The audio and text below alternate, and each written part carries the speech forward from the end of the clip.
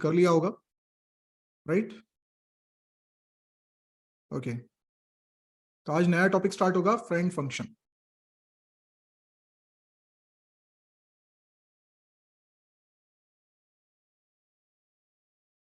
Okay,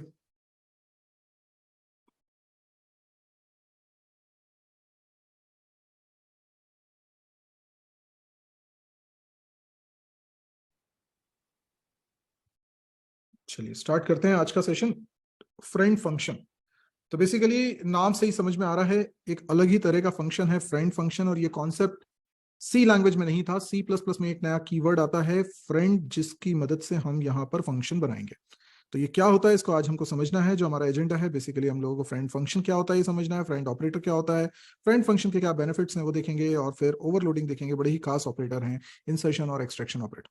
तो शुरुआत करते हैं सबसे पहले, फ्रेंड फंक्शन क्या होता है। तो friend function is not a member of a class to which it is a friend. Friend function उस क्लास का मेंबर नहीं होता जिसका वो फ्रेंड होता है। तो कोई क्लास हमने बनाई, एक फंक्शन हमने बनाया, ये फंक्शन इस क्लास का मेंबर नहीं है, मतलब नॉन मेंबर है। ठीक है ना, ये फंक्शन कैसा है, नॉन मेंबर है। अब हो सकता है कि ये नॉन मेंबर फंक्शन इस क्लास का क्या बन जाए, फ्रेंड बन जाए। ठीक है, हो सकता है ना बने, हर नॉन मेंबर फंक्शन तो फ्रेंड होता नहीं है। पर जिस फंक्शन को भी हम इस क्लास का फ्रेंड बनाएंगे वो नॉन मेंबर होगा, ये कंफर्म। ठीक है, इस क्लास के जितने फ्रेंड फंक्शन होंगे वो सब नॉन मेंबर होंगे इस क्लास के लिए, मतलब इस क्लास के मेंबर नहीं होंगे। पर हर नॉन मेंबर फंक्शन इस क्लास का फ्रेंड होगा ऐसा जरूरी नहीं है। ठीक है, समझ में आया? तो friend function is not a member of a class to which it is a friend. अभी देखो, किसी क्लास के रिस्पेक्ट में आज तक हम दो तरह के फंक्शंस को समझते आ रहे हैं, या तो वो मेंबर फंक्शन है या फिर वो नॉन मेंबर फंक्शन। या तो क्लास का मेंबर फंक्शन है या फिर वो नॉन मेंबर फंक्शन है। दो ही तरह के फंक्शंस की हम बात कर रहे थे। अब जितने भी नॉन मेंबर फंक्शंस हैं उनमें से कुछ हो सकता है इस क्लास के फ्रेंड हो, ऐसा समझ में आया? तो function which is friend to the class, to a class, can access any member of the class.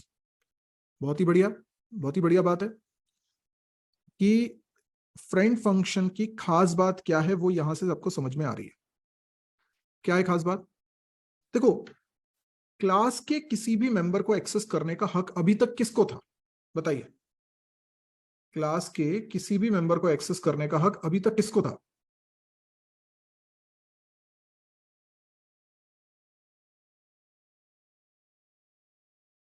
Class के मेंबर फंक्शंस को था, है ना?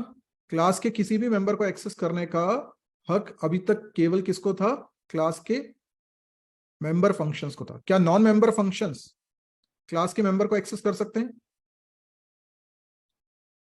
नॉन मेंबर फंक्शन नहीं कर सकते, राइट? नहीं कर सकते। लेकिन फ्रेंड फंक्शन एक नॉन मेंबर फंक्शन होते हुए भी मेंबर फंक्शन की तरह क्लास के किसी भी मेंबर को एक्सेस कर सकता है। फिर बोलता हूं, friend function non member function होते हुए भी मेंबर फंक्शंस की ही तरह क्लास के किसी भी मेंबर को एक्सेस कर सकता है, यानी प्राइवेट को भी, प्रोटेक्टेड को भी और पब्लिक को भी। ठीक है, समझ में आया? यही तो इसकी खास बात है जो इसे बाकी नॉन मेंबर फंक्शन से जरा स्पेशल बना रही है। ठीक है, तो यहां पर हम एक एग्जांपल लेंगे। ठीक है, और एग्जांपल लेकर फ्रेंड फंक्शन बना के देखते हैं। जैसे मैं यहां पर एक एग्जांपल लेता हूं। ये मैंने आइटम नाम की क्लास बनाई हुई है। आइटम क्लास, यस, प्राइवेट को भी, सभी मेंबर लिखा है भी, है ना बेटा? लिखा था, आपने पढ़ा नहीं शायद। क्या लिखा है ये? प्राइवेट, प्रोटेक्टेड और पब्लिक। ठीक है, तीनों है। हाँ, तो मैं कह रहा हूं कि हमने एक क्लास बनाई थी आइटम नाम की, जिसमें हमने दो वेरिएबल्स बना लिए, प्राइवेट वेरिएबल बना लिया। अब मुझे इस क्लास के रिस्पेक्ट में एक फंक्शन को फ्रेंड बनाना है। ठीक है, तो अब सिंटैक्स समझना है फ्रेंड फंक्शन बनाते कैसे हैं। तो function needs to be declared in with friend keyword in the class to which we want to make it a friend. आप जिस क्लास का फ्रेंड बनाना चाहते हो फंक्शन को, उस फंक्शन का डिक्लेरेशन उस क्लास में करना है फ्रेंड कीवर्ड के साथ। जैसे आइटम क्लास में मुझे आइटम क्लास का एक फ्रेंड फंक्शन बनाना है, एक फंक्शन बना रहा हूं जो आइटम का फ्रेंड होगा। तो इसका डिक्लेरेशन आपको करना पड़ेगा आइटम क्लास के अंदर। और जब डिक्लेरेशन करेंगे तो फ्रेंड कीवर्ड लिखेंगे, फ्रेंड कीवर्ड लिखेंगे।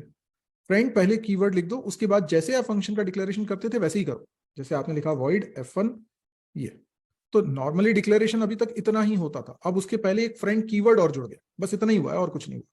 तो ये बन गया आपका, ये बन गया नहीं, डिक्लेयर हो गया, ये डिक्लेयर हो गया friend function.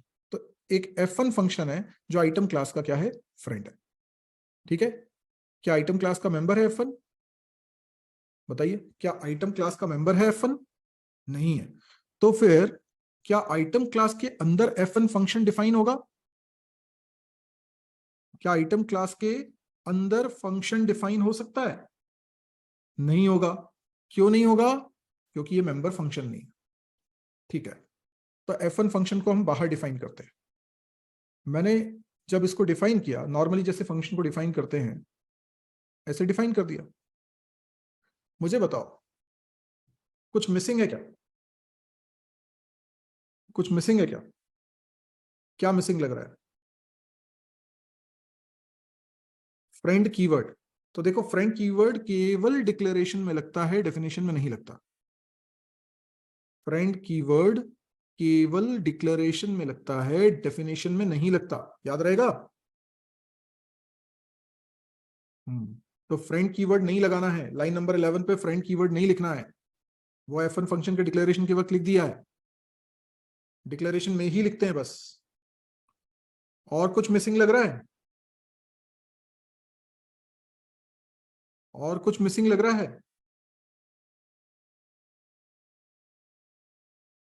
Membership label. Membership label तो गलती से भी नहीं लगाना है, क्योंकि ये मेंबर है ही नहीं, तो मेंबरशिप लेबल क्यों लगाओगे?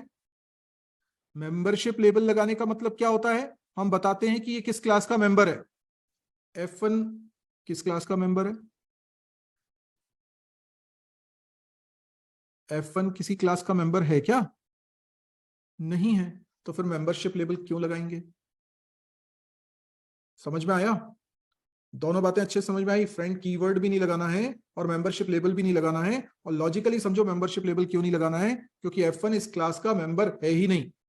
मेंबरशिप लेबल का मतलब ही ये होता है कि देखो, हम चीज बाहर लिख रहे हैं लेकिन ये किसी क्लास का मेंबर है। ठीक है, तो दूसरा पॉइंट देखो, friend function is defined outside the class. Friend function को कहां डिफाइन किया? Outside the class without membership label, as it is not a member function. अच्छे से समझ में आई बात? ठीक है, हालांकि ये फंक्शन हो सकता है किसी और क्लास का मेंबर हो। ठीक है, friend function can be a member to another class. तो अभी जो फंक्शन मैंने बनाया F1, क्या वो किसी भी क्लास का मेंबर है?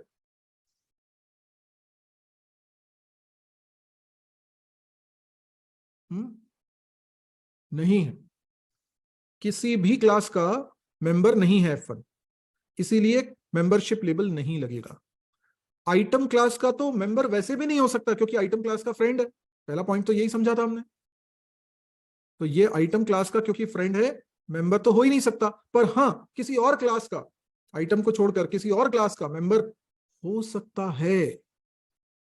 अगर आप इसी प्रोग्राम में और भी क्लासेस बनाओ तो इट इज क्वाइट पॉसिबल कि किसी दूसरी क्लास का मेंबर हो। तो फिर वो जो दूसरी क्लास का मेंबर होगा ना, वो मेंबरशिप लेबल लगाना। बोलो, समझ में आया? आइटम क्लास का तो ये कतई मेंबर नहीं होगा क्योंकि उसका फ्रेंड है।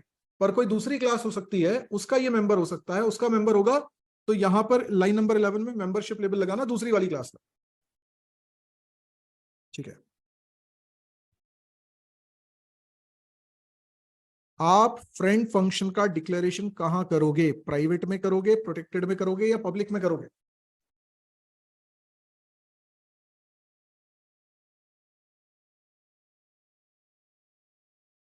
ज्यादातर लोगों का कहना है पब्लिक में ही करना है। और तर्क ये दिया जा रहा है कि पब्लिक में होगा तभी तो बाहर से एक्सेसिबल होगा। मेरे प्यारे गधों, ये मेंबर ही नहीं है। प्राइवेट और पब्लिक जैसी चीजें मेंबर्स पे अप्लाई होती हैं। ये F1 फंक्शन आइटम क्लास का मेंबर नहीं है। तो इसीलिए इस बात से कोई फर्क नहीं पड़ता कि फ्रेंड फंक्शन का डिक्लेरेशन प्राइवेट में किया है कि पब्लिक में किया है कि प्रोटेक्टेड में किया है।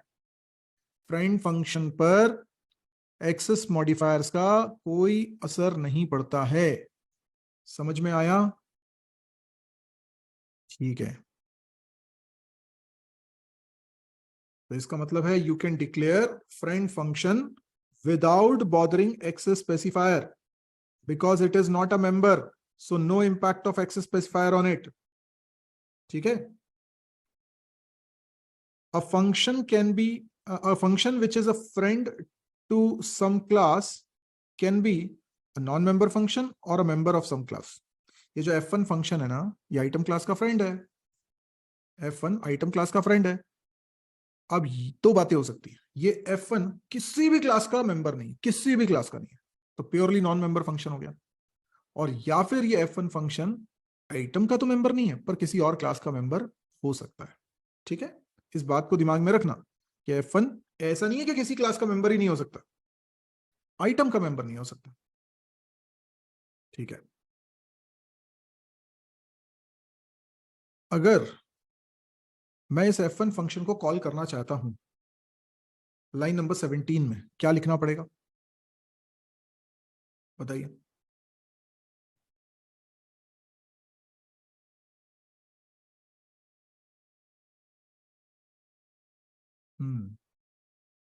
लाइन नंबर 17 से मैं F1 फंक्शन को कॉल करना चाहता हूं, तो क्या मैं ऐसा लिखूंगा?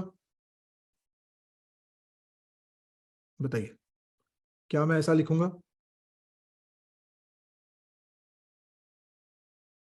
शुभम कुमार का कहना है पहले ऑब्जेक्ट बनाना पड़ेगा आइटम क्लास का।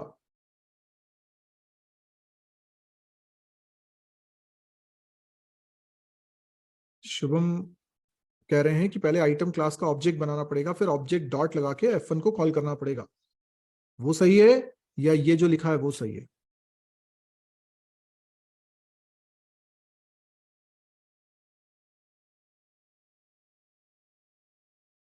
यही वाला सही है, क्योंकि F1 मेंबर नहीं है तो ऑब्जेक्ट डॉट लगा के क्यों कॉल करोगे?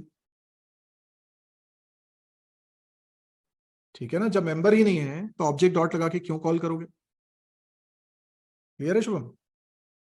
तो डायरेक्टली कॉल करेंगे, तो ऑब्जेक्ट बनाया हो या नहीं बनाया हो आप इसको कॉल कर सकते हो। ठीक है। सी आउट हेलो, रन करके देखें।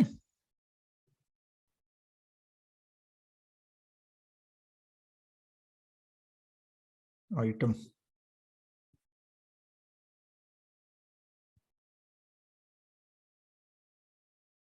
हेलो प्रिंट हो रहा है। ठीक है, पर मुझे बताओ क्या F1 फंक्शन से हेलो प्रिंट कराने जैसा बेकार सा काम करना चाहिए? F1 फंक्शन बड़ा खास फंक्शन है, मानते हो कि नहीं मानते हो? ये हर कोई फंक्शन नहीं है, ये आइटम क्लास का फ्रेंड है। तो मान लो तुम्हारा कोई दोस्त है, तुम्हारे घर आता है, तुम्हारा बहुत अच्छा दोस्त है, तुम्हारे घर आ पाता है, क्योंकि वो दोस्त है इसलिए घर के अंदर आ पाता है। तो दोस्त कौन होता है? क्या फर्क होता है दोस्त और एक अजनबी में, एक स्ट्रेंजर में और एक दोस्त में क्या फर्क होता है? आपको क्या लगता है क्या है दोस्त की डेफिनेशन? ट्रस्ट।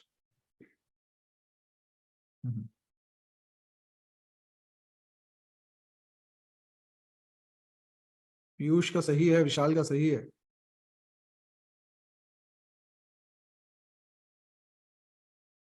जो हमारा सीक्रेट जानता हो।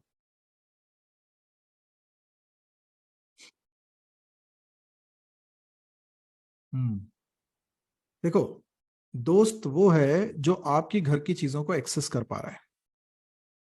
आपके घर का मेंबर नहीं होते हुए भी आपने उसे यह अधिकार दिया है कि देखो तुम दोस्त हो, तुम आ सकते हो, तुम घर की चीजों को एक्सेस कर सकते हो। ठीक है, दोस्त वो है। जो आपकी घर की चीजों को एक्सेस कर पा रहा है। तो F1 अगर आइटम का दोस्त है, आइटम क्लास का दोस्त है, तो आइटम क्लास के मेंबर्स को एक्सेस कर पाएगा। क्या ये किसी नॉन मेंबर फंक्शन के बूते की बात थी? क्या कोई नॉन मेंबर फंक्शन ये कर सकता था? इसका मतलब फ्रेंड फंक्शन बड़ा ही खास है, और इस खास फंक्शन ने अगर घर की चीजों को एक्सेस ही नहीं करा तो उसके खास होने का कोई फायदा ही नहीं है। इसीलिए हेलो प्रिंट कराने जैसा तुच्छ काम कराना शोभा नहीं देता। हमको यहां पर कुछ मीनिंगफुल काम करवाना चाहिए जो इसकी स्पेशलिटी हो। तो जैसे मैं यहां पर एक वेरिएबल बना लेता हूं और उसमें ए और बी को जोड़ देता हूं, और यहां पे प्रिंट करा देता हूं सम इज, और प्रिंट करा देता हूं सी की वैल्यू। बोलिए, ठीक है? अभी ठीक है?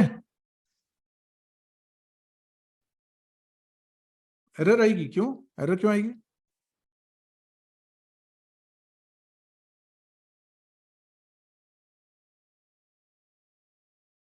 भाई एरर क्यों आएगी? वेरी गुड विशाल,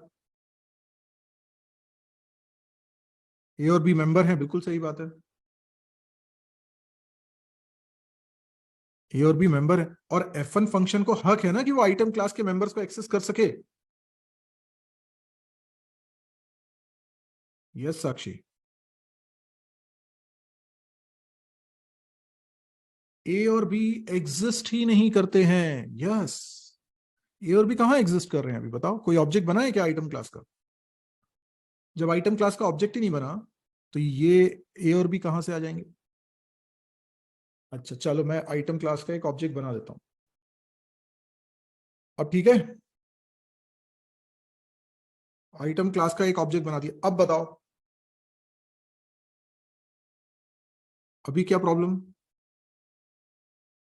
अभी क्या प्रॉब्लम है इसमें? हाँ, मेन फंक्शन के अंदर हमने I1 ऑब्जेक्ट बना लिया है, तो अब क्या प्रॉब्लम?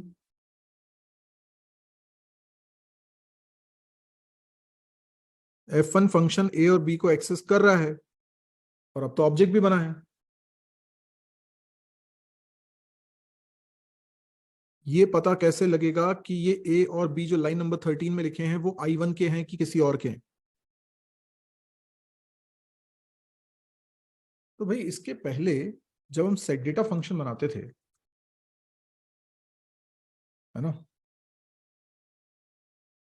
तो इसके अंदर भी तो ए लिखते थे, बी लिखते थे, तो इसमें भी तो लिखते थे ना ए और B.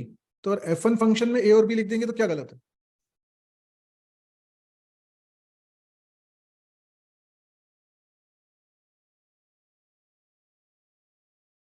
Set data member function था, बिल्कुल सही बात है।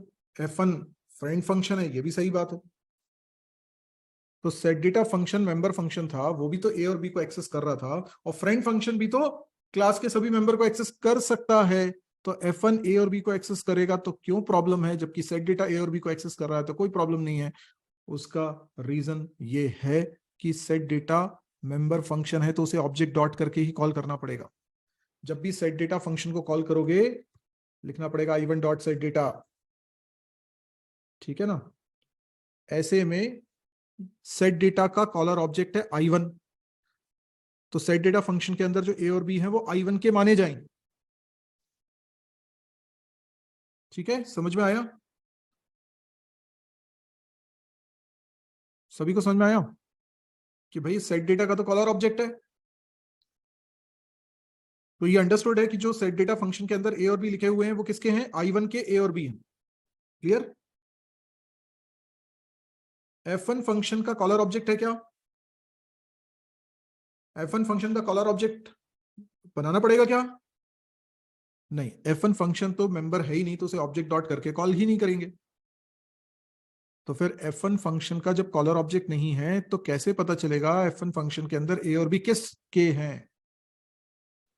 समझ में आया?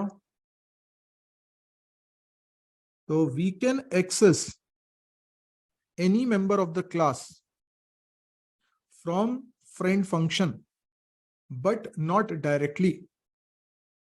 आप F1 फंक्शन के अंदर से आइटम क्लास में बने ए और बी को एक्सेस कर रहे हैं डायरेक्टली, जो कि अलाउड नहीं है। सेट डेटा कर सकता है ए और बी को डायरेक्टली एक्सेस, F1 नहीं कर सकता, केवल ए और बी लिखने से नहीं कर सकता एक्सेस। ठीक है, क्योंकि F1 का कॉलर ऑब्जेक्ट नहीं होता, सेट डेटा का कॉलर ऑब्जेक्ट होता है। तो यहां पे आपको ए और बी की जगह object dot A object dot B लिखना पड़ेगा।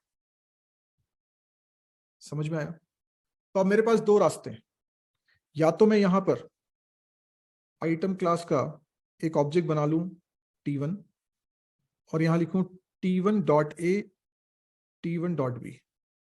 ठीक है, एक तरीका तो ये है, ऐसा मैं कर सकता हूं। क्लियर है? ऐसा मैं कर सकता हूं, पर इसमें प्रॉब्लम है।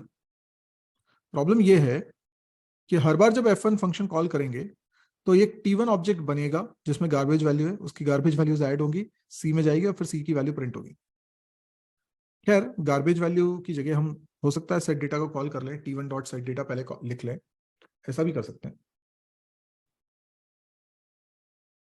ऐसा कर सकते हैं। तो ये 10 और 20 को जोड़ देगा, अभी सही है ना? अभी सही है। देखो, अब ये हेलो थोड़ी प्रिंट करेगा, अभी सम इज 30 प्रिंट कर रहा है, बिल्कुल सही है। पर ऐसा फंक्शन बनाना इतना यूजफुल होगा नहीं नॉर्मली। क्यों नहीं होगा? क्योंकि जब मेन फंक्शन में F1 को कॉल किया जा रहा है तो F1 फंक्शन के अंदर एक लोकल ऑब्जेक्ट बने, उसमें वैल्यू आए, फिर उसका सम प्रिंट हो, तो ये कोई यूटिलिटी नहीं बनी ना। F1 फंक्शन को अगर यूटिलिटी बनाना चाहते हो तो भाई, जैसे मेन फंक्शन में जब मैं F1 को कॉल कर रहा हूं तो हो सकता है मैं I1 के लिए कॉल करना चाहूं, मैं चाहूं कि I1 के A और B का सम हो जाए।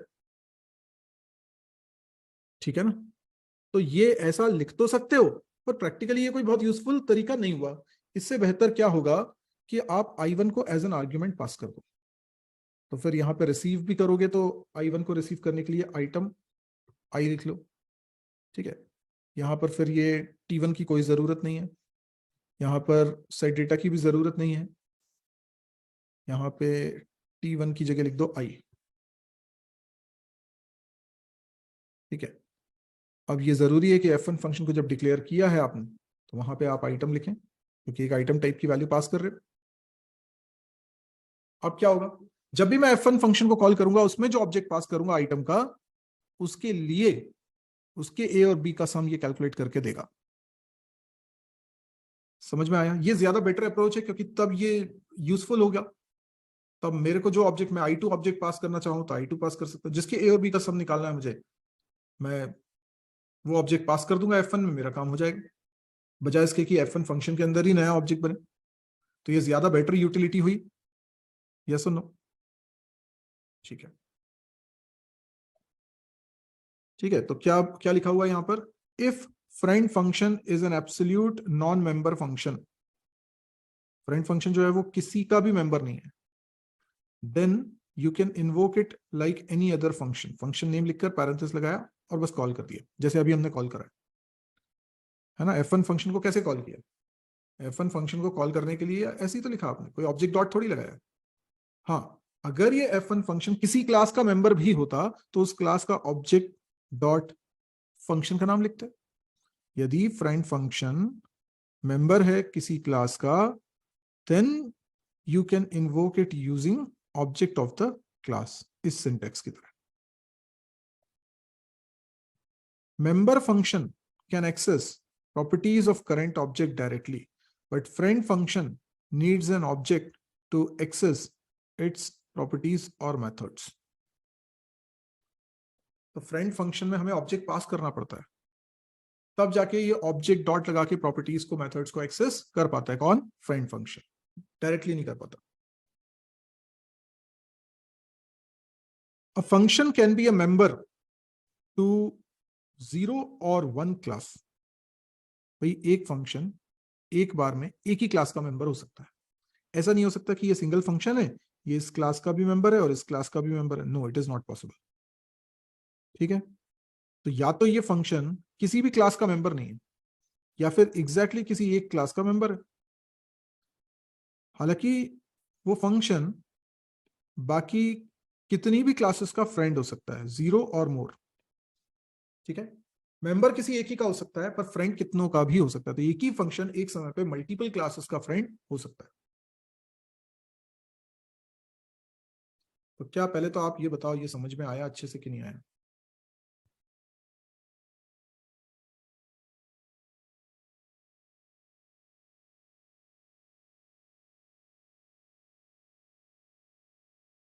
बिल्कुल विशाल। ओके, ऐसा करते हैं, मान लीजिए कोई एक क्लास है, मैं F1 को उसका मेंबर बनाता हूं और दूसरी क्लास को उसका फ्रेंड बनाता हूं, है ना, दूसरी क्लास में उसको फ्रेंड बनाता हूं। तो मैंने सपोज करो एक फंक्शन बनाया, void F1। ठीक है, ये मैंने फंक्शन बनाया हुआ है, कुछ कोडिंग है इसके अंदर।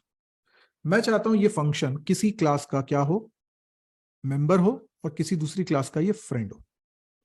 ठीक है, हो सकता है ना? तो मैं एक क्लास बनाता हूं, एक क्लास हो जाती है मेरी class A, this is class ए। ठीक, और एक और क्लास बना देता हूं, क्लास बी। अब मैं चाहता हूं, आप मुझे बताएंगे, मैं चाहता हूं कि ये जो F1 फंक्शन है, मैं चाहता हूं कि ये ए क्लास का मेंबर बने। क्या करना पड़ेगा? क्या क्या करना पड़ेगा बताओ?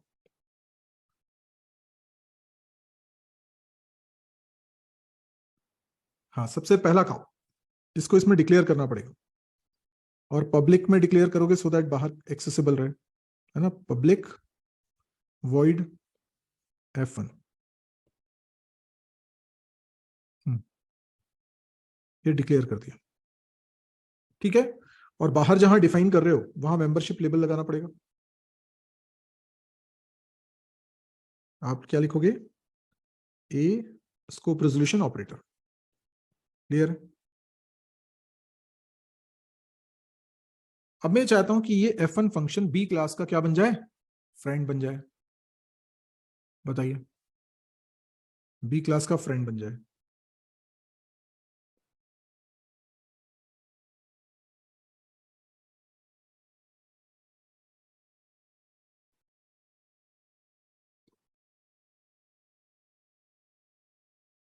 फ्रेंड फंक्शन के साथ डिक्लेयर करना पड़ेगा, यस। Friend void F1। ठीक है ना, तो सेम फंक्शन इस क्लास का मेंबर हुआ, इस क्लास का फ्रेंड हुआ, पर इसमें एक गलती है। इसमें गलती क्या है कि जिस तरह से हमने बी क्लास में इसको डिक्लेयर करा हुआ है ना, ये गलत तरीका है। हम क्या कह रहे हैं कि F1 फंक्शन बी क्लास का फ्रेंड है। नहीं नहीं, समझे नहीं। हम कह रहे हैं कि F1 फंक्शन बी क्लास का क्या है, फ्रेंड है। वो F1 फंक्शन जो किसी भी क्लास का मेंबर नहीं। ये हुआ इस लाइन का मतलब। क्या मतलब हुआ? फिर से सुनो, F1 फंक्शन बी क्लास का फ्रेंड है। ठीक है, वो F1 फंक्शन जो किसी भी क्लास का मेंबर नहीं है। आप कहते हैं नहीं नहीं नहीं नहीं, F1 फंक्शन ए क्लास का तो मेंबर है ना। अच्छा, ए क्लास में जो मेंबर फंक्शन बना है F1, आप चाहते हो कि वो फंक्शन बी का फ्रेंड बने। ठीक है, तो आप क्या करोगे, जहां पे डिक्लेयर करोगे आपको एक और काम करना होगा, यहां पर भी मेंबरशिप लेबल लगाना पड़ेगा।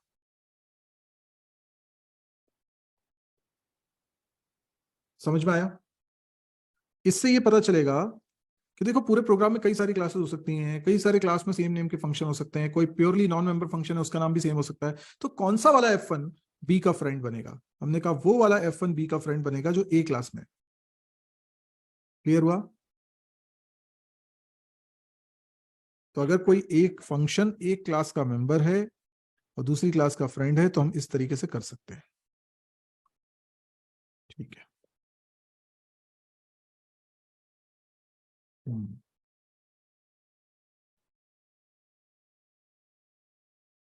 अगर तुमने प्रोग्राम बनाते वक्त क्लास बी पहले बना दी और क्लास ए बाद में बनाई तो एरर आएगी,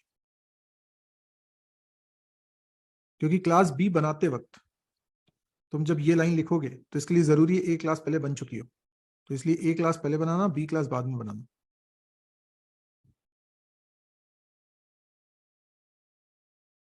एक फंक्शन कितनी भी जगह पर डिक्लेयर हो सकता है, डिफाइन एक ही जगह होगा।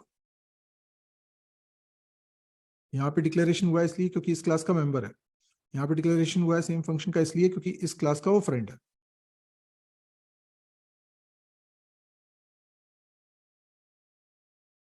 राज सिंह, जब डेफिनेशन ही आ गई तो फिर डिक्लेयर करने की क्या जरूरत है, डेफिनेशन पहले देख लिया आपने।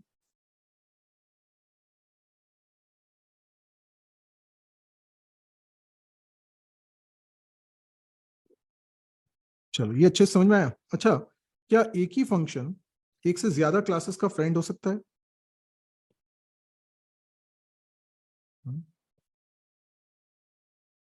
Friend to multiple classes. जैसे कोई क्लास A1 बनाई, कोई क्लास A2 बनाई, कोई क्लास A3 बनाई, और एक फंक्शन बना रहे हैं F1, किसी भी क्लास का मेंबर नहीं है, ठीक है, और मैं इस फंक्शन को इन तीनों क्लास का फ्रेंड बनाना चाहता हूं। क्या लिखोगे? फ्रेंड वॉइड, किसी भी क्लास का मेंबर नहीं है इसलिए सिंपली F1 लिखो, ठीक है। पर ये चीज आपको तीनों में करनी पड़ेगी ना। जी कर दिया, ठीक है, समझ में आया। तो ये फंक्शन F1 जो किसी क्लास का मेंबर नहीं है, तीनों क्लास का क्या बन गया? फ्रेंड बन गया, ठीक है। अब हम देखेंगे कैसे हम ऑपरेटर को एज अ फ्रेंड बना सकते हैं। देखो, कोई भी ऑपरेटर जो आप डिफाइन करते हो एज अ फंक्शन ही डिफाइन करते हो, तो ऑपरेटर फंक्शन है बेसिकली वो। उसको डिफाइन करते वक्त आपने अभी तक उसे मेंबर बनाना सीखा है, पर हम उस क्लास का मेंबर ना बना के उसे एज अ फ्रेंड भी डिक्लेयर कर सकते हैं, बना सकते हैं।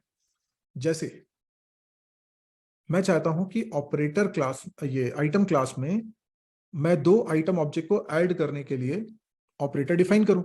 जैसे मैंने यहां पे I1 और I2 नाम के दो ऑब्जेक्ट्स बनाए।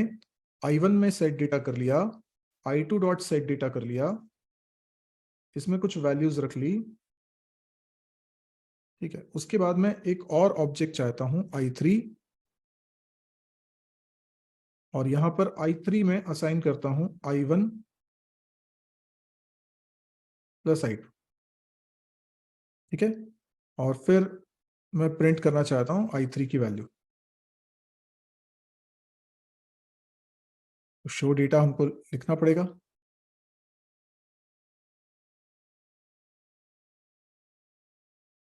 यहां पर लिख दीजिए C out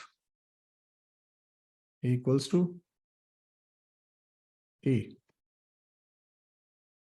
B equals to B. Clear है क्या? अब बताइए I1 प्लस I2 हो सके इसके लिए क्या करना पड़ेगा?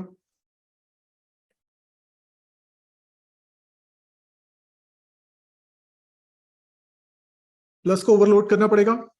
यस, प्लस को ओवरलोड करना पड़ेगा। तो कैसे करते हो? आप लिखते हो आइटम, ये रिटर्न टाइप हो गया, ऑपरेटर प्लस आइटम, ठीक है, ऐसे डिक्लेयर करते हो। और बाहर डिफाइन करते हो मेंबरशिप लेबल लगाकर। कैसे लिखते हो? आइटम, है ना, आइटम स्कोप रेजोल्यूशन एंड, नहीं सॉरी, हाँ ठीक है, ऑपरेटर प्लस, और इसमें भी आइटम।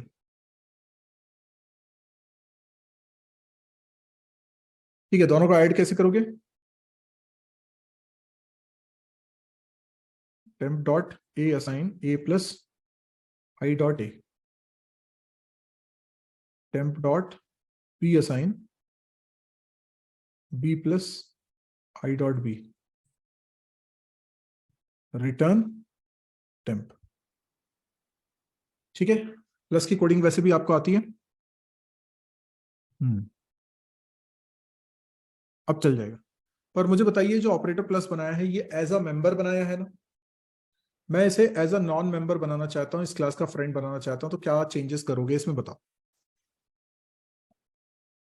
एज अ मेंबर बनाओ, ऐसा ऐसा नॉन मेंबर बनाओ, बताइए।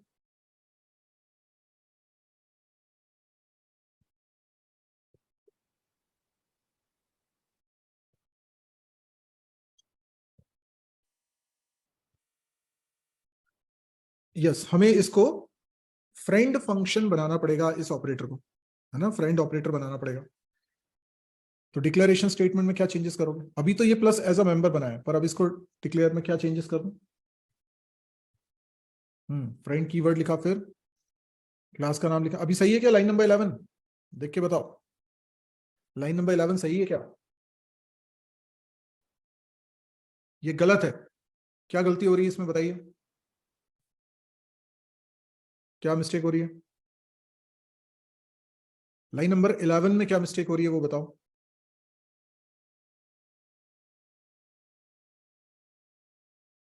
रिटर्न टाइप तो सही है, आइटम लिखा है। एक और आर्ग्यूमेंट पास होगा।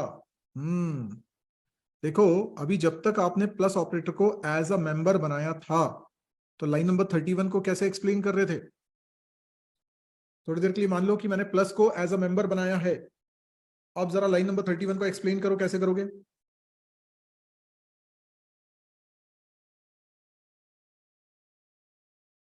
संदीप, सवाल समझ में नहीं आया क्या?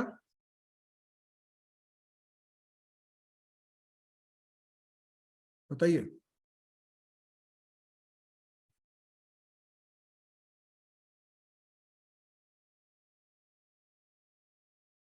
I1 ने कॉल किया है अपने प्लस ऑपरेटर को, उसमें I2 as an argument pass हुआ है, और प्लस ने जो रिटर्न किया है वो I3 में असाइन हो रहा है। समझ में आया? मैंने आपको बताया था कि जब भी बाइनरी ऑपरेटर की ओवरलोडिंग करते हैं तो लेफ्ट ऑपरेंड ही कॉलर ऑब्जेक्ट होता है।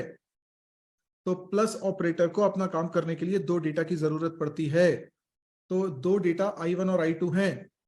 तो आपने दो डेटा के लिए दो आर्ग्यूमेंट्स क्यों नहीं बनाए? आपने एक ही आर्ग्यूमेंट क्यों बनाया था? आपने इधर एक ही आर्ग्यूमेंट क्यों बनाया था, जबकि प्लस ऑपरेटर को अपना काम करने के लिए दो डेटा की जरूरत पड़ती है? इसलिए एक ही ऑब्जेक्ट पास किया था, क्योंकि एक तो कॉलर ऑब्जेक्ट खुद होता है, तो जो खुद कॉलर ऑब्जेक्ट है उसके अलावा आपको एक और आर्ग्यूमेंट की जरूरत है, तो हो गए टोटल दो। ठीक है ना? तो अगर इसे हम फ्रेंड बना दें, अगर इसको हम फ्रेंड बना दें ऑपरेटर प्लस को, तो क्या क्या चेंजेस हो जाएंगे? एक तो जो कॉलर ऑब्जेक्ट था, कॉलर ऑब्जेक्ट नहीं रहेगा। क्यों? क्योंकि लाइन नंबर 31 को एक्सप्लेन करने का तरीका आपका चेंज हो जाएगा। सोचो, प्लस ऑपरेटर अब मेंबर नहीं है, तो इस लाइन को कैसे एक्सप्लेन करोगे?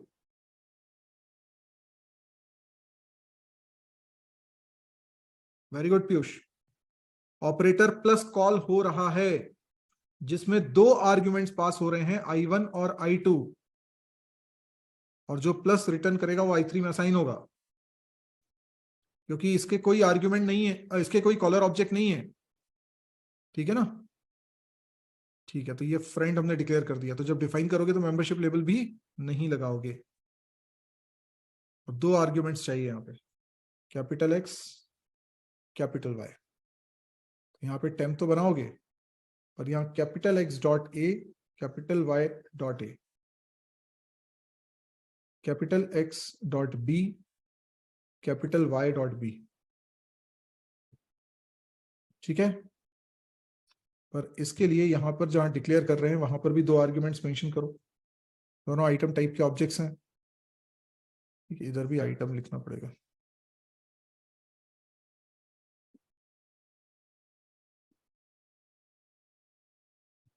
ठीक है, तो आपने इधर फ्रेंड करके डिक्लेयर कर दिया इस ऑपरेटर को, एक आर्ग्यूमेंट बढ़ा दिया क्योंकि अब कॉलर ऑब्जेक्ट नहीं है इसका, और जहां डिफाइन कर रहे हैं वहां मेंबरशिप लेबल नहीं लगाया क्योंकि किसी भी क्लास का मेंबर नहीं है। ठीक है, अभी समझ में आ गया? अब ये लाइन नंबर 31 को एक्सप्लेन करने का तरीका चेंज हो गया। अब हम कहेंगे इस जगह पर ऑपरेटर प्लस कॉल हुआ, और उसके अंदर I1 और I2 as an argument pass हो गए। जो इसने रिटर्न किया वो I3 में असाइन हुआ। क्लियर हुआ क्या?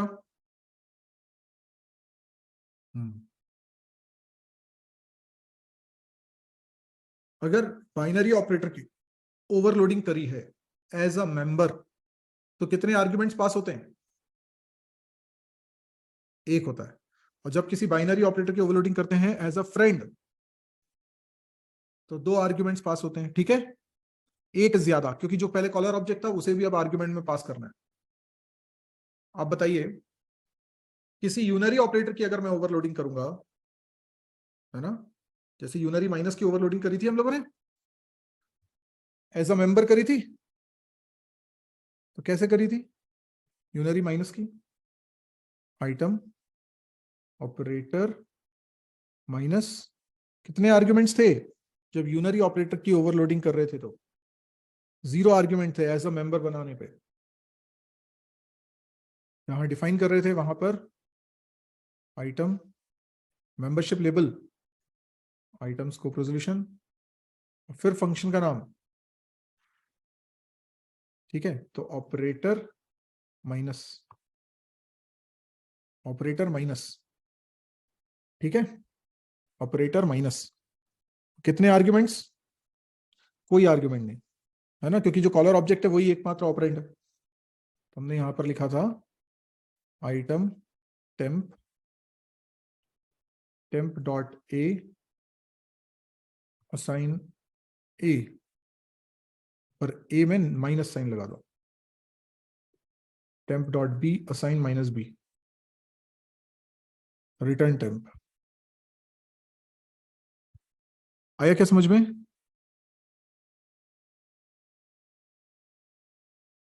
ठीक है, अब मैं इसे एज अ फ्रेंड बनाना चाहता हूं। क्या करेंगे इसको एज अ फ्रेंड बनाना है तो?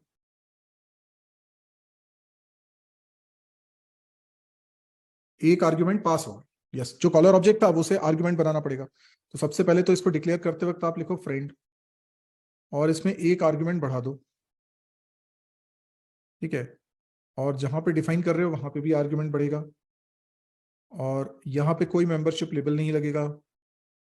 यहाँ पे जहां पर लिख रहे हो माइनस ए, यहाँ पे लिखना पड़ेगा आई डॉट ए, यहाँ लिख रहे हो आई डॉट बी। ठीक है, तो अब वो टेम्प में डेटा कॉपी हो जाएगा नेगेट होके और फिर टेम्प की वैल्यू को रिटर्न कर देंगे। आया समझ में?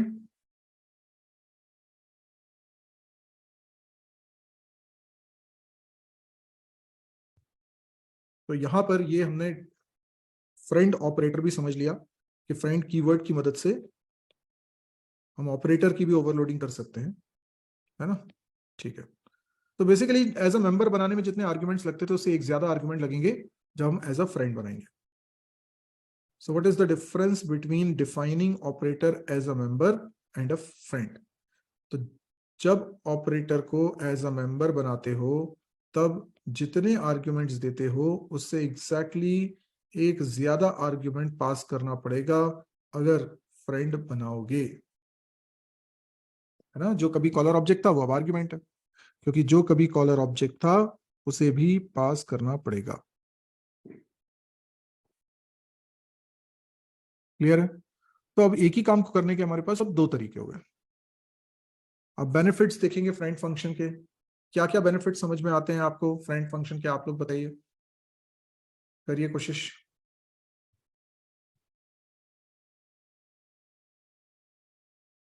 क्या क्या फायदे आपको समझ में आ रहे हैं फ्रेंड फंक्शन के?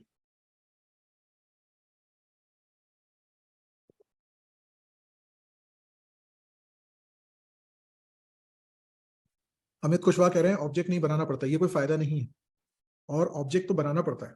आप बताओ, फ्रेंड फंक्शन अगर मेंबर्स को एक्सेस करने का हक रखता है तो ऑब्जेक्ट तो बनाना ही पड़ेगा ना पहले।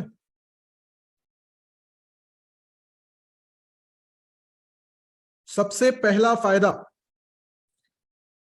फ्रेंड फंक्शन जितनी क्लासेस का फ्रेंड होगा उन सबके प्राइवेट डेटा को एक ही ऑपरेशन में यूज कर सकता है ना। आप सोचो, फ्रेंड फंक्शन एक ऐसा फंक्शन है जो मल्टीपल क्लासेस का एक साथ फ्रेंड होगा, और मल्टीपल क्लासेस का अगर फ्रेंड है तो उन क्लासेस के प्राइवेट डेटा को एक्सेस कर सकता है। तो सोचो एक ही फंक्शन के अंदर हम मल्टीपल क्लासेस के प्राइवेट डेटा को एक्सेस कर रहे हैं, उसको यूज कर रहे हैं। तो ये मेंबर फंक्शन तो सिर्फ अपनी क्लास के प्राइवेट डेटा को एक्सेस करेगा, बट फ्रेंड फंक्शन तो एक साथ कई सारी क्लासेस का फ्रेंड हो सकता है। ठीक, तो this is benefit number 1। The function can be a friend to multiple classes, which makes it possible to access private members of multiple classes in the same functionality. ठीक, with the friend operator it is possible to overload a binary operator. अच्छा अच्छा अच्छा, देखो देखो देखो, ये भी अपन समझते हैं। मान लो मैं ये चाहता हूं कि मैं यहां पर i1 + 5 करूं। मुझे बताओ क्या जो प्लस ऑपरेटर हमने डिफाइन किया वो चलेगा? जो प्लस ऑपरेटर हमने डिफाइन किया वो वाला इस समय चल पाएगा क्या? नहीं चल पाएगा। क्यों नहीं चल पाएगा? क्यों नहीं चल पाएगा? क्योंकि जो आर्ग्यूमेंट हम पास कर रहे हैं वो इंट टाइप का है ना। 5 तो इंट टाइप का है और वो बना है सिर्फ ऑब्जेक्ट टाइप की वैल्यू को रिसीव करने के लिए। ये ऑब्जेक्ट टाइप का है ना, मतलब क्लास टाइप का है ना, आइटम टाइप का। ठीक है, तो ये इसलिए एरर देगा। तो फिर अगर इस हम चाहते हैं ये लाइन चले तो हमें क्या करना पड़ेगा? इसको डिफाइन करना पड़ेगा। अब मान लो मैं एज अ मेंबर बनाता हूं तो कैसे बनाऊंगा? मैं लिखूंगा आइटम ऑपरेटर प्लस इंट। समझ में आया? एज अ मेंबर बनाऊंगा तो इस तरीके से डिक्लेयर करूंगा, और जब डिफाइन करूंगा तो आइटम स्कोप रेजोल्यूशन, ठीक है, ऑपरेटर प्लस, ठीक है, ऑपरेटर प्लस, और यहां पे क्या पास करूंगा? क्या पास करूंगा? इंट टाइप की वैल्यू। यहां लिखूंगा complex, sorry, item temp, temp dot A assign A plus K, temp dot B assign B, और रिटर्न टेम्प। आया समझ में? अब देखो, इन सबको श्रिंक कर देता हूं। अब देखो लाइन नंबर 47 में जैसा लिखा है उसको अगर मैं एक्सप्लेन करें तो इसका मतलब है i1 ने प्लस ऑपरेटर को कॉल किया, 5 एज एन आर्ग्यूमेंट पास किया, प्लस ने जो रिटर्न किया वो i3 में असाइन हुआ। ठीक है ना? ऐसे ही हो रहा है। तो ये तो एक तरीका हो गया। क्या इसको फ्रेंड भी बना सकते हो? क्या ऐसे फ्रेंड भी बना सकते हो? बना सकते हैं। फ्रेंड बनाएंगे तो उसमें 2 आर्ग्यूमेंट्स पास करने पड़ेंगे। पहला आर्ग्यूमेंट होगा आइटम टाइप का, दूसरा आर्ग्यूमेंट इंट टाइप का। ठीक है, लेकिन सोचो अगर मैंने i1 + 5 ना लिखकर 5 + i1 लिख दिया तो क्या होगा? और मैंने ऑपरेटर प्लस को एज अ मेंबर बनाया है, तो लेफ्ट ऑपरेंड ही कॉलर ऑब्जेक्ट होना चाहिए। बाइनरी ऑपरेटर की जब ओवरलोडिंग करते हैं तो याद आया 5 तो ऑब्जेक्ट है नहीं, तो i1 + 5 लिखना पॉसिबल था, पर 5 + i1 लिखना पॉसिबल नहीं हो रहा है। इसमें एरर आ रही है। समझ में आया? तो अगर तुम चाहते हो कि ये चले तो ये जरूरी है कि ये प्लस मेंबर फंक्शन ना हो, क्योंकि आप चाहते हो कि प्लस के लेफ्ट में हमेशा कॉलर ऑब्जेक्ट रहे और 5 कॉलर ऑब्जेक्ट हो नहीं सकता। क्या करेंगे? फ्रेंड फंक्शन बनाएंगे इसको। ठीक है, इसको फ्रेंड फंक्शन बनाएंगे। कैसे बनाएंगे? फ्रेंड, ठीक है, ऑपरेटर प्लस और इंट कॉमा आइटम। ठीक है, तो जब आप इसको डिफाइन करोगे तो कैसे डिफाइन करना? मेंबरशिप लेबल तो लगाओगे नहीं क्योंकि फ्रेंड है। ठीक है, और जो कॉलर ऑब्जेक्ट है उसको रिसीव करना पड़ेगा।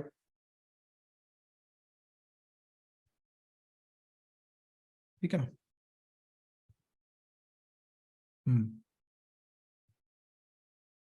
टेम्प बनाया।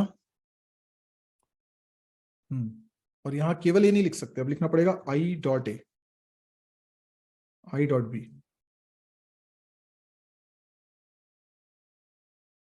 अभी ठीक है?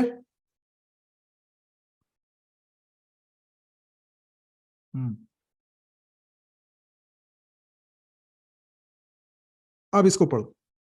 With the friend operator, it is possible to overload a binary operator in which left operand is not an object. ये friend function के कारण ही तो हो पाया। Various operators can only be defined using friend. कई सारे ऐसे operators हैं जिनकी overloading करोगे तो friend कीवर्ड की मदद से ही वो overload हो पाएंगे properly. अभी आपने ऑपरेटर ओवरलोडिंग में बहुत सारे ऑपरेटर्स की ओवरलोडिंग नहीं करी है, तो मैं कह रहा हूं कि कुछ ऐसे ऑपरेटर्स होते हैं जो फ्रेंड बनाना पड़ेगा, मजबूरी है, फ्रेंड बना के ही काम कर पाओगे। ठीक है, उनको अगर ओवरलोडिंग करोगे तो। एक और बेनिफिट है, हम लोग इंसर्शन एक्सट्रैक्शन ऑपरेटर को ओवरलोड कर सकते हैं। ठीक है, इंसर्शन एक्सट्रैक्शन ऑपरेटर को ओवरलोड कर सकते हैं।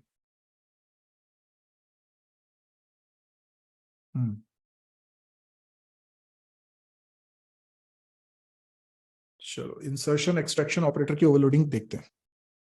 जैसे आइटम क्लास में मैं सेट डेटा फंक्शन की मदद से डेटा रख रहा हूं ना, मैं नहीं चाहता कि सेट डेटा फंक्शन की मदद से डेटा रखूं। ठीक, मैं ये चाहता हूं कि यूजर को मैसेज दूं एंटर एन आइटम, सीन, सीधे वैल्यू आई वन में चली जाए। बोलो ये लाइन चल सकती है ऐसे कि नहीं चल सकती?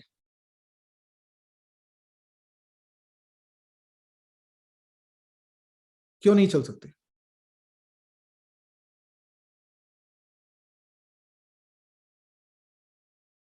क्यों नहीं चल सकती बताओ?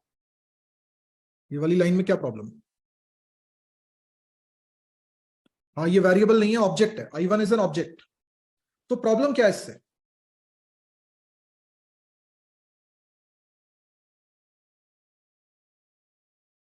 सी in is not an instance of item class. हाँ ठीक है, आइटम क्लास का नहीं है तो?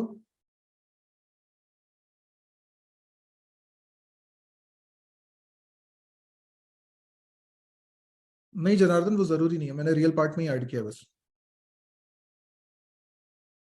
अरे अभी तक भी तो सीन चल ही रहा था ना, सीन एक्सट्रैक्शन ऑपरेटर एक्स लिख रहा था तो चल रहा था, तो फिर cin extraction operator I one लिखने में क्या प्रॉब्लम?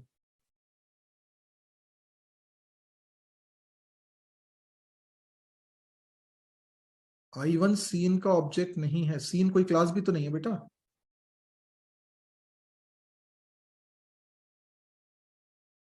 अमित कुशवाहा कह रहे हैं कि एक्सट्रैक्शन ऑपरेटर केवल इंट के साथ चलता है। अच्छा, फ्लोट के साथ नहीं चलता?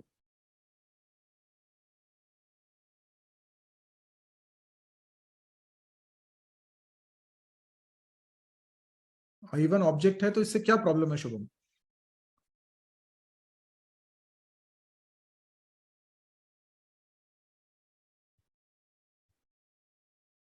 पीयूष प्रॉब्लम क्या है इसमें ये बताओ।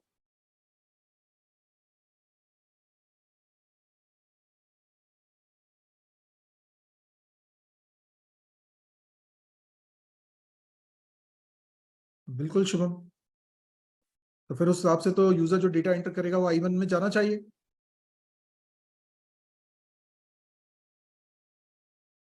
देखो समझो बात को, पहले तो इस लाइन को एक्सप्लेन कर सकते हो क्या हो रहा है इस लाइन में।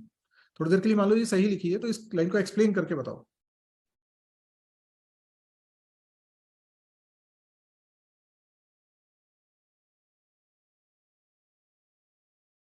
बताइए बताइए, लाइन नंबर 46 को एक्सप्लेन करके बताइए। वेरी गुड विशाल।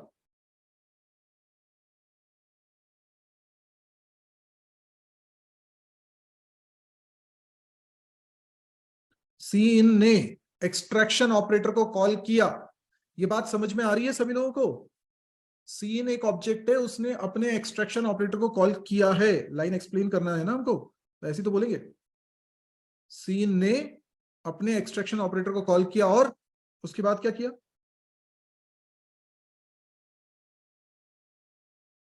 I1 पास हुआ? जी नहीं।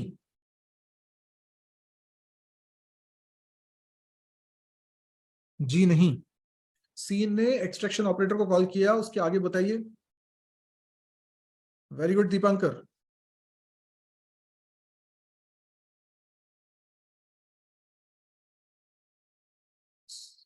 नहीं सागर।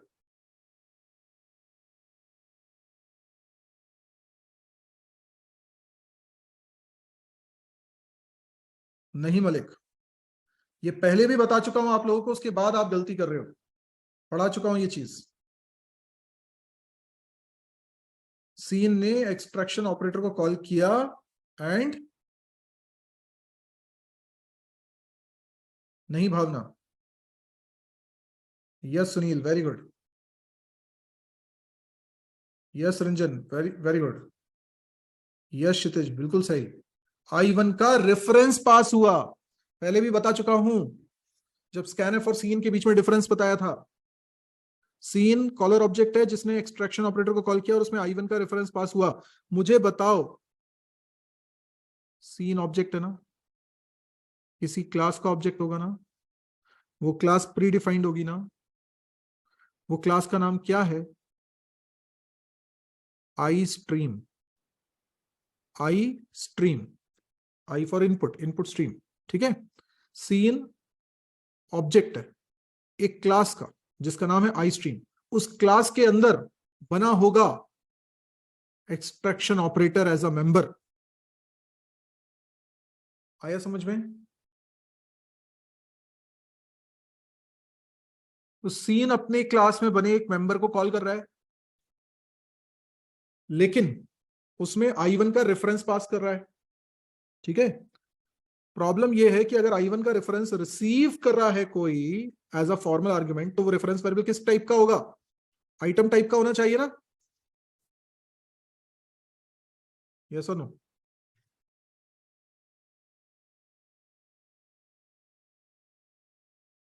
ये सिंपल सी बात है ना, कि अगर तुम कॉल कर रहे हो, सीन ने ऑपरेटर को कॉल किया, एक्सट्रैक्शन ऑपरेटर, और उसमें एज एन आर्ग्यूमेंट पास कर रहे हैं I1 का रेफरेंस। ठीक है ना? यही हो रहा है। तो जहां पर भी ऑपरेटर डिफाइन हुआ होगा आई स्ट्रीम क्लास के अंदर, वहां पर इसको रिसीव करने के लिए आइटम टाइप का रेफरेंस वेरिएबल रहा होगा ना। अब लेकिन जब आई स्ट्रीम क्लास बनी होगी, तो उन्हें क्या सपना आ रहा था कि हम आइटम क्लास बनाएंगे?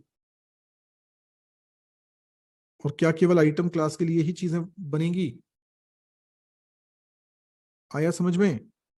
क्या आइटम पहले से लिखा हुआ हो सकता है आई स्ट्रीम क्लास के अंदर? यहां पर आइटम टाइप का रेफरेंस वेरिएबल पहले से बना हो सकता है क्या? यूज बोल रहे हैं रेफरेंस क्यों? बेटा स्कैनफ और सीन में मैंने कंपैरिजन करके बताया था, वीडियो लेक्चर मिस हो गया तो उसको देख लो। स्कैनफ में क्यों एड्रेस पास करते हैं वो पढ़ाया है, क्यों सीन में रेफरेंस पास करना पड़ता है ये पढ़ाया है। बताइए। आइटम पहले से तो यहां बना हुआ हो नहीं सकता ना, ये तो पक्का है ना। इसीलिए ये एरर दे रहा है। ये जो आप लिख रहे थे ना, सीन एक्सट्रैक्शन ऑपरेटर I1, ये क्यों एरर दे रहा है समझ में आया? क्योंकि आई स्ट्रीम क्लास के अंदर ऐसा कोई एक्सट्रैक्शन ऑपरेटर नहीं है जो आइटम टाइप का रेफरेंस रिसीव कर सके। Not available in I stream class.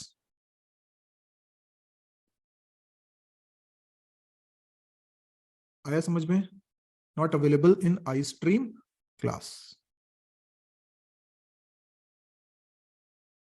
Sagar, ये सीन ऑब्जेक्ट बना हुआ है ना आई स्ट्रीम क्लास का, ये एक्सट्रैक्शन ऑपरेटर को कॉल कर रहा है ना। प्रॉब्लम आर्ग्यूमेंट की है। आर्ग्यूमेंट आइटम टाइप का नहीं हो सकता। तुम्हें नहीं समझ में आया सागर मैं क्या कह रहा हूं? सीन एक्स लिखते थे तो कोई दिक्कत नहीं होती थी। क्यों? क्यों नहीं होती थी? क्योंकि मान लो ये x वेरिएबल इंट टाइप का होता होगा, तो एक्चुअल में आई स्ट्रीम क्लास के अंदर ऐसा एक्सट्रैक्शन ऑपरेटर बना हुआ है जिसमें आइटम टाइप का रेफरेंस वेरिएबल हो। समझ में आ रहा है? तो ये x का रेफरेंस y में जा रहा है, ये तो हो रहा होगा, ये तो बना हुआ होगा ना आई स्ट्रीम क्लास में। आई स्ट्रीम क्लास में और क्या बना होगा? फ्लोट वाला भी तो बना होगा, कैर वाला भी तो बना होगा, बने होंगे ना प्रिमिटिव टाइप के हिसाब से। तो आई स्ट्रीम क्लास के अंदर एक्सट्रैक्शन ऑपरेटर के मल्टीपल वर्जन्स ऑलरेडी बने हैं, पर वो सारे वर्जन प्रिमिटिव टाइप्स के लिए ही बने होंगे, आइटम टाइप के लिए तो नहीं बने होंगे, आइटम टाइप का डेटा रिसीव करने के लिए तो नहीं बने होंगे। समझ में आ गई बात कि क्यों एरर आ रही है, क्यों इस लाइन में एरर आएगी? समझ में आ रहा है? लाइन नंबर 46 में क्यों एरर आएगी समझ में आ रहा है?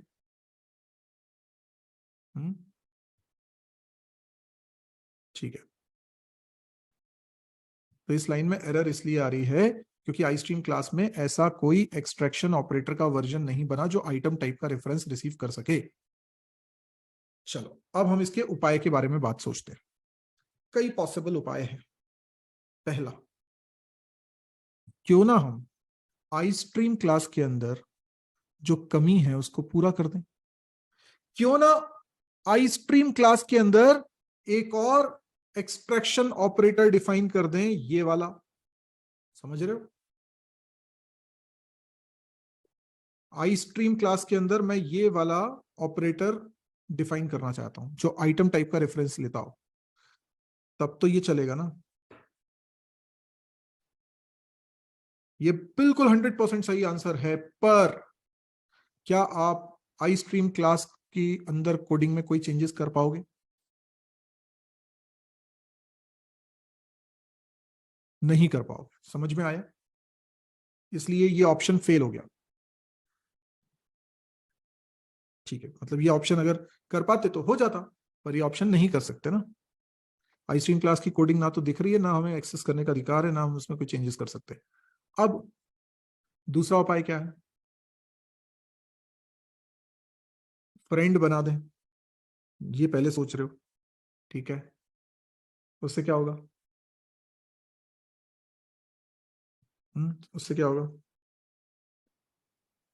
अच्छा, आइटम क्लास का मेंबर बना दे तो, आइटम क्लास का मेंबर बना दे तो कैसा रहे? एक्सट्रैक्शन ऑपरेटर को आइटम क्लास का मेंबर बना दे तो, अरे तो फिर I1 लेफ्ट में लिखना पड़ेगा ना। अरे बात समझ में? और लेफ्ट में तो मुझे सीन को लिखना है, तभी तो फील आएगा। I1 थोड़ी लेफ्ट में रखना है, तो उसे आइटम क्लास का मेंबर भी नहीं बना सकते। फिर क्या उपाय है? फ्रेंड बना दें। बिल्कुल सही। किसका फ्रेंड बनाना है? फ्रेंड किसका बनाना है? इस ऑपरेटर को किसका फ्रेंड बना दो? आई स्ट्रीम का फ्रेंड या आइटम का फ्रेंड?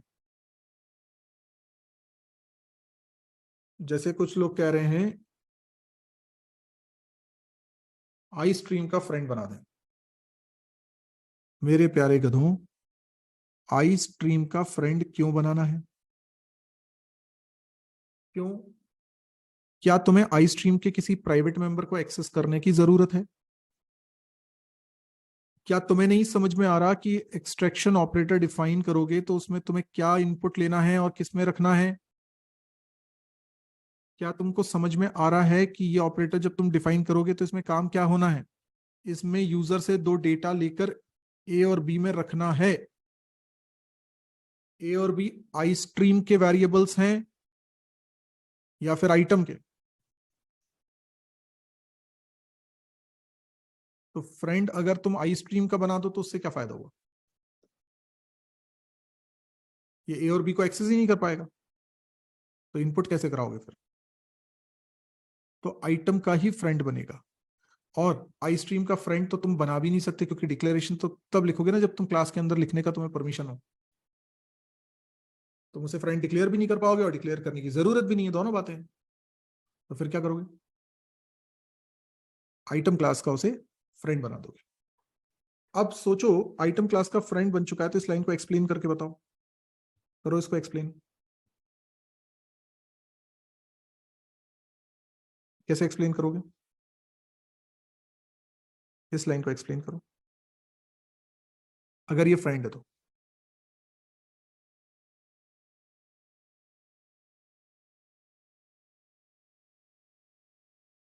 Very good.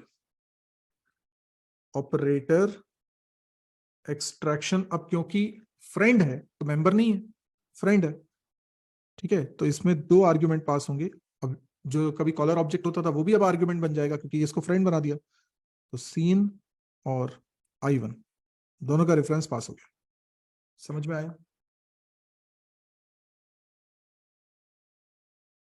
तो दो आर्ग्यूमेंट हो रहे हैं। ये किस टाइप का है?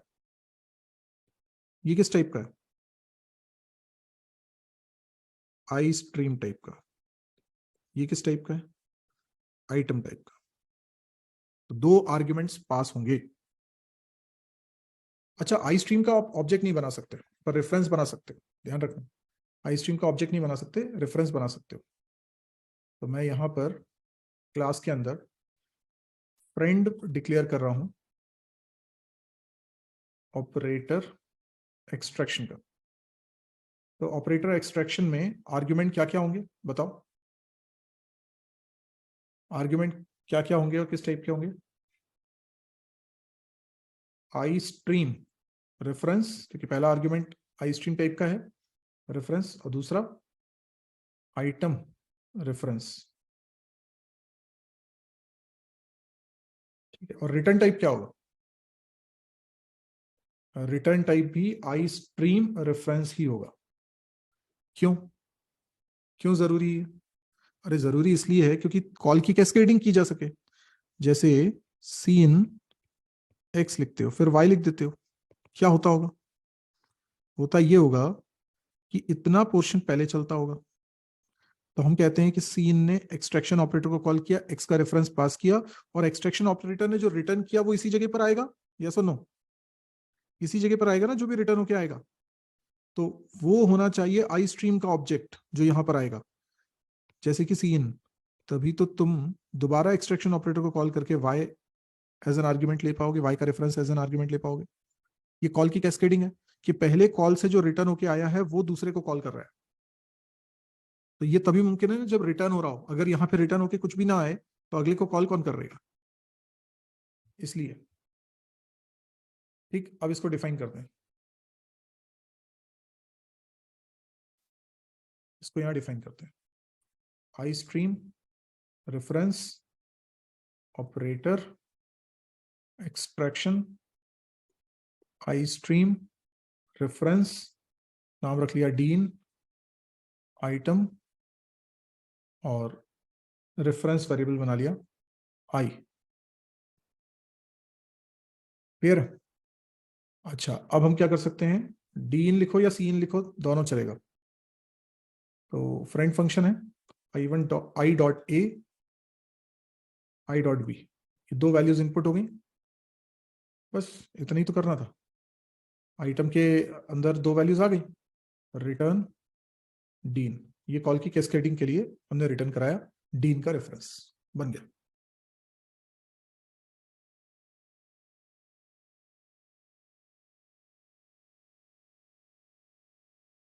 कुछ भी नाम रख सकते हो, सीन भी रख सकते हो, डीन भी रख सकते हो, कुछ भी एक्स रख सकते हो, वाई रख सकते हो, कुछ भी नाम रख सकते हो।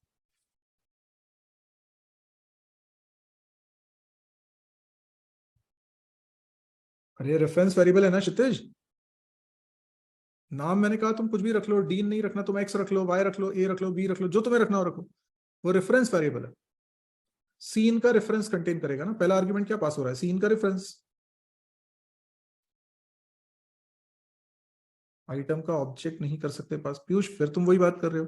मैं तुमसे कह रहा हूं ना, सीन में क्यों रेफरेंस पास करते हैं ये मैं पहले पढ़ा चुका हूं, वीडियो देखो उसका। पहले ही बता चुका हूं कि स्कैनएफ में एड्रेस ऑफ क्यों लगाते हैं, सीन में क्यों नहीं लगाते हैं, ये सब पढ़ाया है। हम्म, तुमने वो वीडियो लेक्चर स्किप कर दिया, इसलिए दिक्कत जा रही है तुमको।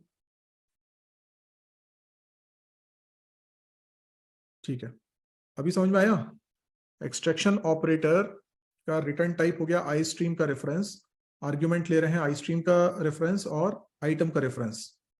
तो आई डॉट ए और आई डॉट बी में वैल्यू जाएगी तो सीधे आइटम के जो ऑब्जेक्ट पास हुआ था, जिसका रेफरेंस पास हुआ था, आई वन का रेफरेंस पास हुआ था, तो आई वन के अंदर चले गए। ठीक है, ये है ओवरलोडिंग ऑफ एक्सट्रैक्शन ऑपरेटर।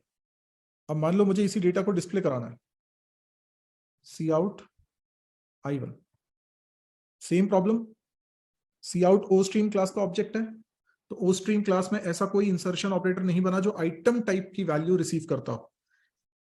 तो ये भी कैसे चलेगा, मुझे आई1 के ए और बी को प्रिंट कराना है, मतलब आई1 के प्राइवेट मेंबर को एक्सेस करना है, आई1 आइटम टाइप का है, तो आइटम क्लास के प्राइवेट मेंबर्स को एक्सेस करना है, तो फ्रेंड भी आइटम क्लास का होना चाहिए ना। तो मैं इसको फ्रेंड डिक्लेयर कर रहा हूं। तो सेम तरीके से फ्रेंड पर क्लास का नाम है ओ स्ट्रीम, इसका भी ऑब्जेक्ट नहीं बनेगा, रेफरेंस रिटर्न करना होगा, ऑपरेटर इंसर्शन और ओ स्ट्रीम रेफरेंस। लेकिन यहां पर आइटम का रेफरेंस नहीं पास करना पड़ेगा, आइटम की वैल्यू पास करनी पड़ेगी। ये वही बात है कि स्कैनएफ में एड्रेस ऑफ क्यों लगाते हैं और प्रिंटएफ में क्यों नहीं लगाते। तो ostream reference operator insertion ostream reference D out, कुछ भी नाम रख सकते हो आप, D out and item I, क्योंकि आपको वैल्यू प्रिंट करानी है तो यहां आइटम का रेफरेंस लेने की कोई जरूरत ही नहीं है। ऑपरेटर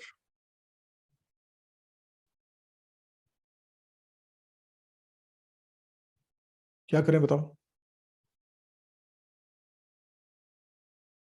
डी आउट, सी आउट भी लिख सकते हो, सी आउट तो ग्लोबल ही है ना।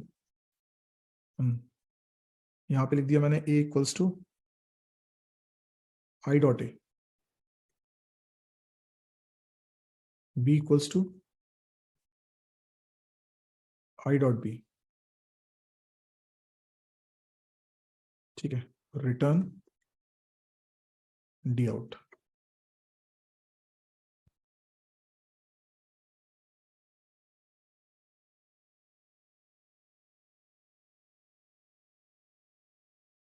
देखो अगर अच्छे लिसनर रहोगे ना तो डाउट नहीं आएगा। मैंने कहा था आप आई स्ट्रीम ओ स्ट्रीम के ऑब्जेक्ट खुद क्रिएट नहीं कर सकते, इसलिए आपको रेफरेंस रिटर्न करना है, ऑब्जेक्ट नहीं बनाना है।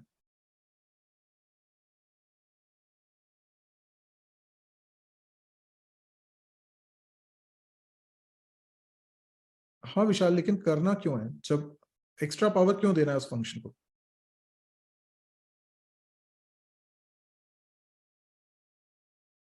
ठीक है, आया समझ में सभी को। यह है इंसर्शन और एक्सट्रैक्शन ऑपरेटर की ओवरलोडिंग। जैसे इस पोर्शन को अभी हटाता हूं और अब इसको रन करके बताता हूं।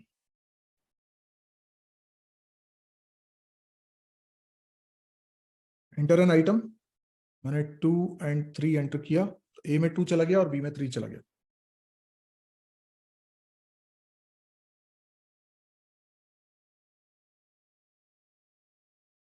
क्षितिज, ऑब्जेक्ट बनाने पे रोक लगी है, रेफरेंस बनाने पे थोड़ी ना रोक लगी है। आपने नया ऑब्जेक्ट थोड़ी बनाया। रेफरेंस वेरिएबल बनाने का मतलब जो एकमात्र ऑब्जेक्ट आपको मिला है सी इन या सी आउट के रूप में, आप उसी को रेफर करोगे।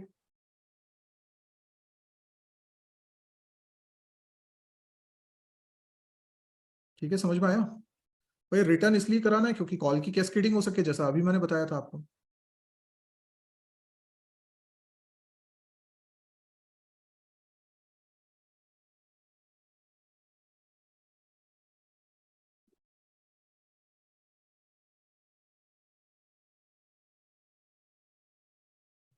आपको बनाना है ऑब्जेक्ट, बना लो। ओ स्ट्रीम कुछ भी एक्स बना लो। एरर दे रहा है, क्या एरर दे रहा है देखो, क्या एरर मैसेज है देखो।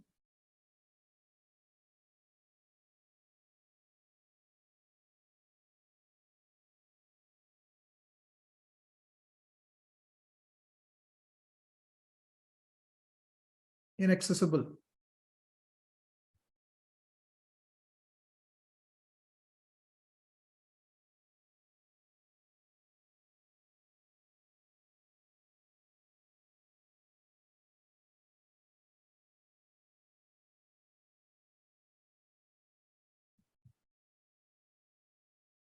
क्या भावना? स्कैनफ में ए प्लस आई जे के फॉर्म में डेटा इंसर्ट कर सकते हैं। ए प्लस आई जे, ये क्या होता है ए प्लस आई जे? विशाल वो दूसरी फाइल की कोडिंग के बारे में बोल रहे हैं, वो हेडर फाइल के अंदर की कोड के बारे में बता रहे हैं। हमारी फाइल का 234 लाइन नहीं है।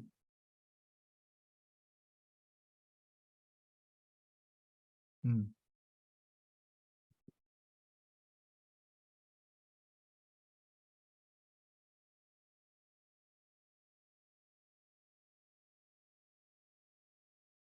इनएक्सेसिबल।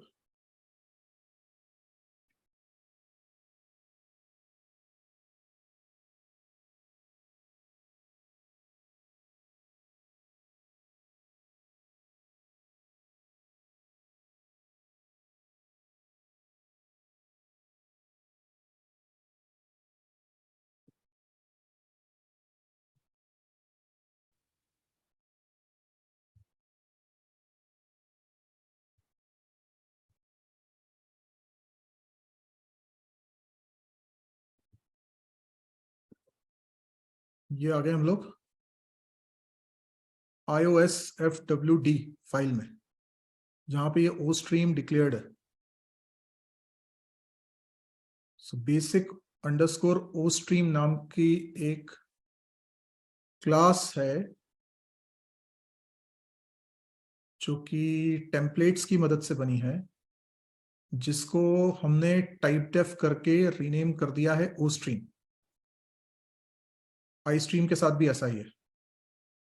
तो ये सब सिंप्लीफाई कर दिए हैं नाम टाइप डेफ की मदद से। तो एक्चुअल में वो क्लास का नाम है बेसिक अंडरस्कोर ओ स्ट्रीम।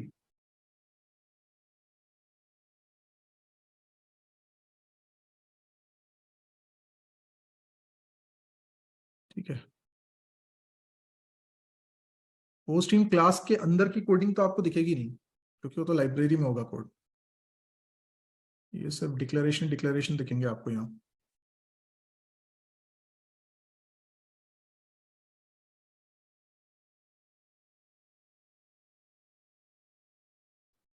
राज सिंह, वो टेम्पलेट्स हम पढ़ेंगे, उसमें मिलेगा आपको।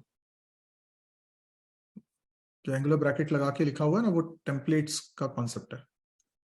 ठीक है। तो we can not create an object of ostream, लेकिन अगर मैं कहूं कि इसका रेफरेंस बनाना है, ठीक है, तो यस, ऐसा हम कर सकते हैं, इसमें कोई दिक्कत नहीं है। अब क्या होगा? अब सी आउट का एक और नाम हो गया एक्स। ठीक है। टाइप डेफ किसी भी डेटा टाइप को रीनेम करने का तरीका है, उसका ऑल्टरनेटिव नेम बनाने का तरीका है। एलियास बनाते हैं, डेटा टाइप का एक और नया नाम। किसी क्लास का ऑब्जेक्ट बनाने से कैसे रोक सकते हैं, तरीका है उसका। दो तरीके हैं। एक तो ये हो सकता है कि आप प्राइवेट कंस्ट्रक्टर बना दो, उस क्लास का ऑब्जेक्ट बन ही नहीं सकता, क्योंकि कंस्ट्रक्टर कॉल ही नहीं हो पाएगा बाहर से। दूसरा तरीका है एब्स्ट्रैक्ट क्लास बनाना, जो हमें आगे पढ़ना है। ठीक है। यस दीपांकर, बिल्कुल सही। क्लियर हुआ? तो यहां पर हो ना हो एब्स्ट्रैक्ट क्लास का कॉन्सेप्ट यूज हुआ होगा, जो कि अभी हमने पढ़ा नहीं है, जिस वजह से आप जिस क्लास को एब्स्ट्रैक्ट क्लास बना देते हो उसका ऑब्जेक्ट क्रिएट नहीं हो सकता। तो ऑब्जेक्ट क्रिएशन पे रोक लगाने के लिए आप एब्स्ट्रैक्ट क्लास बनाते हो। तो हो ना हो ये क्लासेस भी एब्स्ट्रैक्ट क्लास होंगी, तो आप इनका ऑब्जेक्ट खुद नहीं बना सकते। हम्म। ठीक है। चलिए, तो ये हमारा हो गया friend function complete. Friend function के बेनिफिट्स भी देख लिए, है ना। फ्रेंड फंक्शन के बारे में हमने बेनिफिट्स भी देख लिए, और फ्रेंड फंक्शन कैसे कैसे कर सकते हैं यूज, फ्रेंड ऑपरेटर क्या है वो भी देख लिया। ठीक है। तो फ्रेंड हमारा कंप्लीट हो गया।